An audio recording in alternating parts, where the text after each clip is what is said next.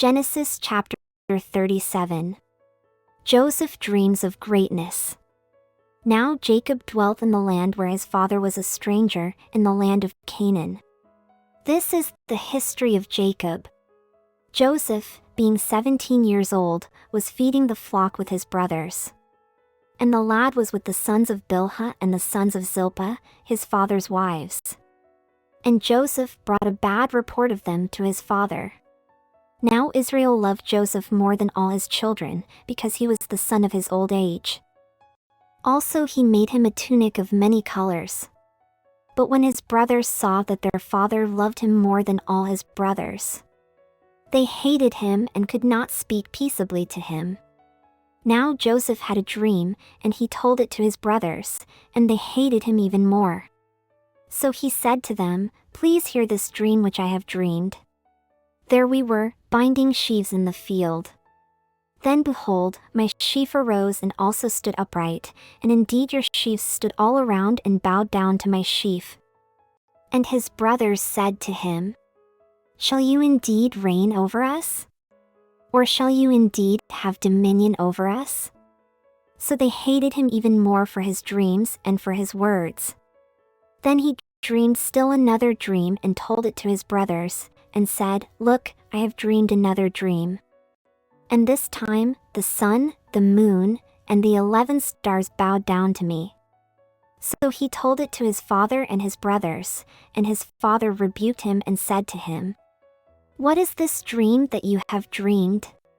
Shall your mother and I and your brothers indeed come to bow down to the earth before you?" And his brothers envied him, but his father kept the matter in mind. Joseph sold by his brothers.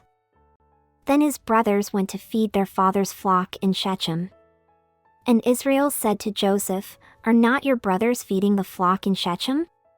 Come, I will send you to them." So he said to him, "Here I am." Then he said to him, "Please go and see if it is well with your brothers and well with the flocks, and bring back word to me." So he sent him out of the valley of Hebron, and he went to Shechem. Now a certain man found him, and there he was, wandering in the field. And the man asked him, saying, "What are you seeking?" So he said, "I am seeking my brothers. Please tell me where they are feeding their flocks." And the man said, "They have departed from here, for I heard them say, 'Let us go to Dothan.'" So Joseph went after his brothers and found them in Dothan. Now when they saw him afar off, even before he came near them, they conspired against him to kill him. Then they said to one another, "Look, this dreamer is coming. Come therefore, let us now kill him and cast him into some pit. And we shall say, 'Some wild beast has devoured him.' We shall see what will become of his dreams." But Reuben heard it, and he delivered him out of their hands, and said, "Let us not kill him." And Reuben said to them, "Shed no blood, but cast him into this pit which is in the wilderness, and do not lay a hand on him, that he might deliver him out of their hands, and bring him back to his father."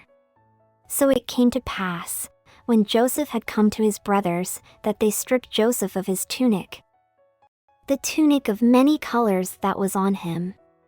Then they took him and cast him into a pit. And the pit was empty, there was no water in it. And they sat down to eat a meal.